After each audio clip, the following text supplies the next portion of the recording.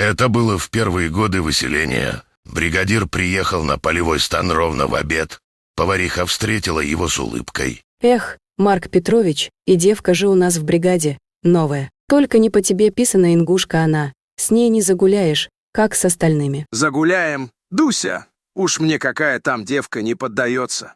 Сейчас в обед ее поцелую, а вечером хе-хе. Берегись ты, злые они, ингуши. Кого уж бояться? Голодных ингушей. Посмотрим, что у тебя выйдет. Дуся ударила в диск, колхозницы начали стекаться. И в самом деле ингушка была красива и стройна. Ах ты, какая! С бьющимся сердцем произнес Марк Петрович. Для начала он обнял и поцеловал нескольких девок, а потом схватил и сжал в объятиях ингушку. Она долго не могла вырваться, все смеялись и кричали: «Привыкай, привыкай». Наконец ингушка вырвалась. Она отскочила в сторону и дико сверкнула глазами.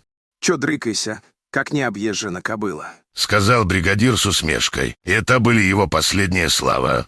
Из рукавчика ингушка выхватила нож с тонким лезвием. Не успели люди охнуть, как нож уже торчал в горле Марка Петровича. Бригадир свалился и начал биться в предсмертных судорогах. Эту девушку судили. Суд шел через переводчика. За что вы убили бригадира? Он обнял меня. Неужели это такое большое дело? Что за это надо убивать? Вы же не умерли от этого. Он же и других обнимал, и ничего.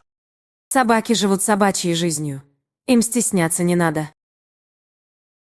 А я, ингушка, должна наберечь свою честь.